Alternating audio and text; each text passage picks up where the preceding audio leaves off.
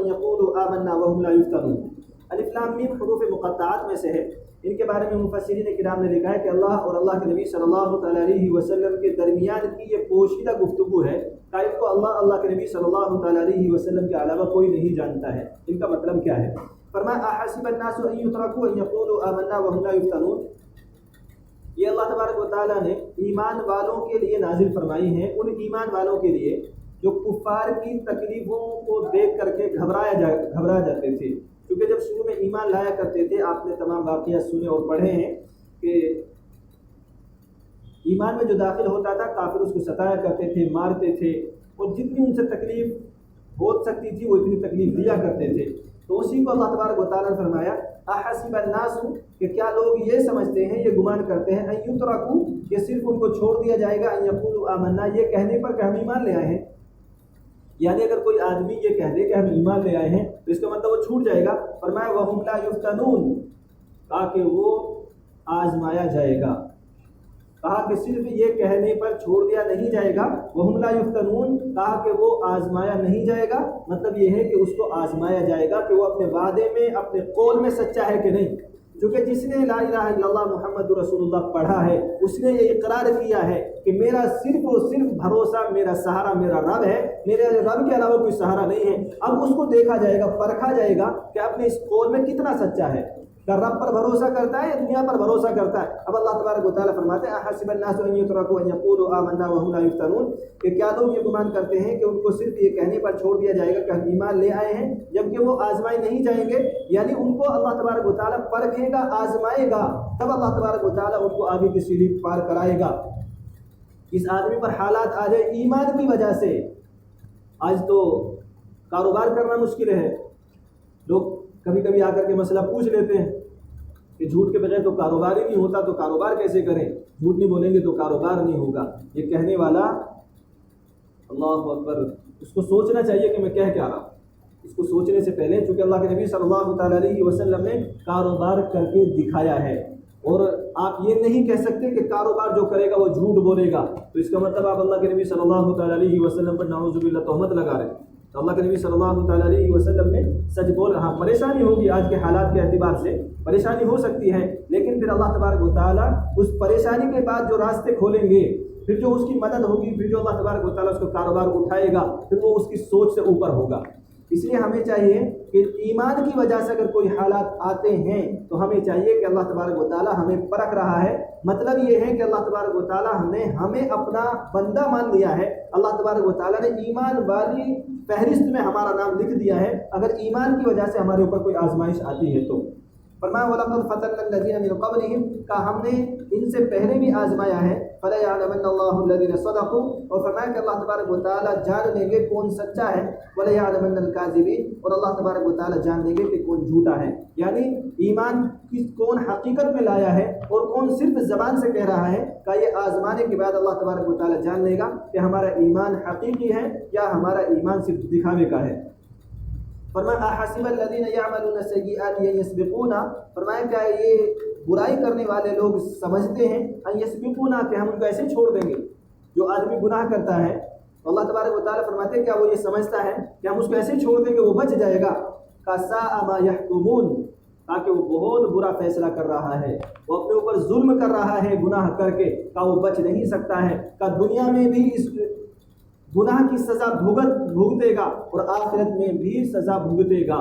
اس سے پہلے کہ آدمی کو چاہیے کہ توبہ کر لے، اگر کسی سے کوئی غلطی کوئی گناہ ہو گیا ہے تو اس کو چاہیے کہ وہ توبہ کرے موت آنے سے پہلے۔ فرمایا من کان یرجو لقاء اللہ، کہا کہ جو آدمی اللہ تبارک و تعالیٰ سے ملاقات کی امید رکھتا ہے، فإن اجل اللہ لآت، تو بے شک اللہ تبارک و تعالیٰ کا وعدہ آنے والا ہے۔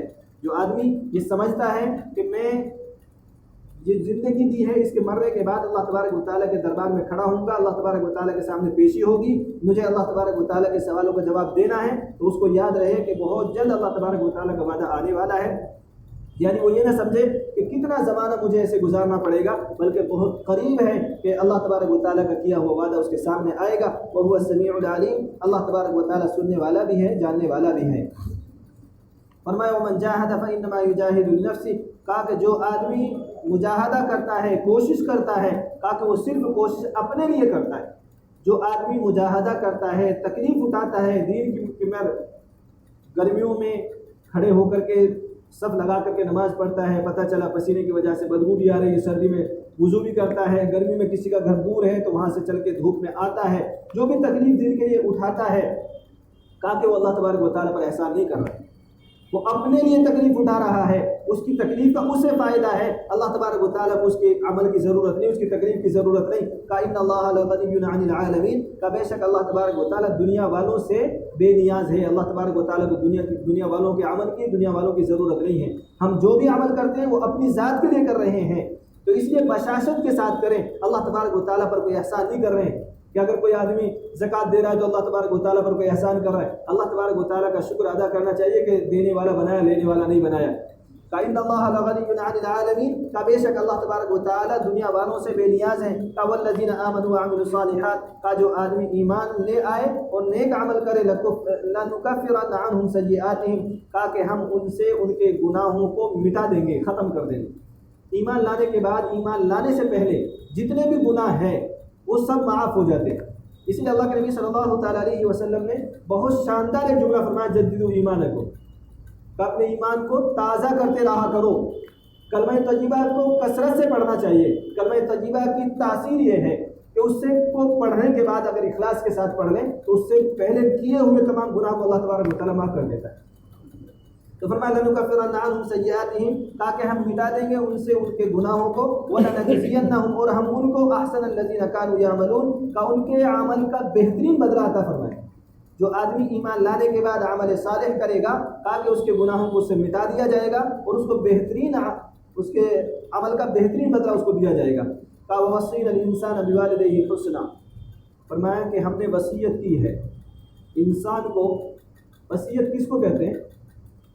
جو بہت خاص بات کسی کو کہے، جیسے کوئی مرنے والا اپنے بیٹوں کو بلا کر کے کہے کہ میں آپ کو یہ وصیت کرتا ہوں کہ یہ فلاں پیسے فلاں آدمی کو دے دینا، یہ فلاں مدرسے میں دے دینا، یہ فلاں کو دے دینا، کا یہ وصیت کر رہا ہوں۔ جس کو ہم اگر کہاوت میں کہیں تو شاید ایسے کہ یہ بات اپنے دامن سے گرہ باندھ لینا، اس کو بھولنا نہیں۔ تو اللہ تبارک و تعالیٰ وصیت کر رہے ہیں کہ اس بات کو بھولنا نہیں۔ وَوَصَّيْنَا الْإِنسَانَ، تاکہ ہم انسان کو وصیت کر رہے ہیں اپنے والدین کے ساتھ اچھا سلوک کرنا، بِوَالِدَيْهِ حُسْنًا، تاکہ ہم انسان کو یہ وصیت کرتے ہیں کہ وہ اپنے والدین کے ساتھ اچھا سلوک کرے۔ والدین جیسی دولت مل نہیں سکتی، ان سے پوچھو جن کے والدین ہیں۔ دنیا میں جنت ہے، ایک بار محبت کی نظر سے والدین کو دیکھ لیں، اس کی جنت دنیا ہے۔ اگر کسی کے ماں باپ راضی ہیں دنیا میں، اللہ کے نبی صلی اللہ تعالیٰ علیہ وسلم نے ارشاد فرمایا کہ اگر کسی کو پتہ لگانا ہو کہ ہمارا رب ہم سے راضی ہے یا ناراض، تو وہ دیکھ لے کہ میرے ماں باپ راضی ہے ناراض۔ اگر اس کے ماں باپ راضی ہے تو اللہ راضی ہے، اور اگر اس کے ماں باپ ناراض ہے تو اللہ ناراض ہے۔ یہ درجہ ہے ماں باپ کا۔ تو اس لیے فرمایا کہ ہم وصیت کرتے انسان کو اپنے والدین کے ساتھ اچھا سلوک کرے۔ وَإِن جَاهَدَاكَ لِتُشْرِكَ بِي مَا لَيْسَ لَكَ بِهِ عِلْمٌ فَلَا تُطِعْهُمَا، یہ جو اگلا جملہ ہے وَإِن جَاهَدَاكَ لِتُشْرِكَ بِهِ، یہ اللہ تبارک و تعالیٰ نے سعد بن ابی وقاص رضی اللہ تعالیٰ عنہ کے بارے میں نازل فرمایا۔ سعد بن ابی وقاص رضی اللہ تعالیٰ عنہ وہ صحابی ہیں جن کو عشرہ مبشرہ میں شمار کیا جاتا ہے، اور عشرہ مبشرہ وہ 10 ایسے صحابی ہیں کہ اللہ تبارک و تعالیٰ نے دنیا میں ان کو جنت کی بشارت دی تھی۔ تاکہ یہ 10 آدمی ہیں جن میں سے ایک سعد بن ابی وقاص رضی اللہ تعالیٰ عنہ بھی تھے، کہ یہ جنتی ہیں، اللہ تبارک و تعالیٰ نے دنیا میں بشارت دے دی تھی۔ تو ان کے بارے میں ان کی جب وہ ایمان لے آئے تو ان کی والدہ نے یہ کہا کہ قسم کھاتی ہوں کہ جب تک تو یہ مذہب اسلام نہیں چھوڑے گا اور تو اپنے پرانے دین پر نہیں آئے گا تب تک میں کھانا نہیں کھاؤں گی۔ وہ اپنی والدہ کی بڑی عزت کیا کرتے تھے، بڑی خدمت کیا کرتے تھے، ایمان لانے سے پہلے سے ہر بات اپنے والدین کی مانتے تھے۔ اچھے سلوک کا مطلب کیا ہے؟ اچھے سلوک کا مطلب کیا ہے؟ اچھے سلوک کا مطلب یہ ہے کہ والدین کے ساتھ صحیح رہنے کے ساتھ ساتھ ان کی ہر بات پر عمل کرنا، یہ حسن سلوک ہے۔ اسی لیے اللہ تبارک و تعالیٰ نے آگے وہ آیت نازل فرمائی جو سعد بن ابی وقاص رضی اللہ تعالیٰ عنہ کے لیے نازل فرمائی گئی تھی۔ تو قسم کھا لی والدہ نے، بڑی عزت کیا کرتے تھے، چونکہ والدہ کو معلوم تھا کہ ویسے تو چھوڑے گا نہیں، میں قسم کھا لوں گا تو میرے لیے ایمان کو چھوڑ دے گا۔ سعد بن ابی وقاص رضی اللہ تعالیٰ عنہ بڑے پریشان ہو گئے کہ کیا کروں؟ جب ان کو پتہ چلا کہ ایمان نہیں چھوڑا جا سکتا ہے، جب اللہ کے نبی صلی اللہ تعالیٰ علیہ وسلم نے بتایا کہ ایمان نہیں چھوڑا جا سکتا، اپنی والدہ کی خدمت میں حاضر ہوئے اور حاضر ہو کر کے کہا کہ والدہ آپ کی ایک روح ہے جسم کے اندر، کہ اگر 1000 روح بھی جسم میں آپ کے ہوتی اور میرے سامنے ایک ایک کر کے آپ کے جسم سے نکل رہی ہوتی، کہا کہ میں ان کو خوشی سے قبول کر لیتا، کہ ایمان کو نہیں چھوڑ سکتا تھا، کہ آپ میرے سامنے مر رہی ہوں گی، کہ میں تب بھی ایمان کو نہیں چھوڑ سکتا، کہ آپ اب جیے تو جیے، آپ مرے تو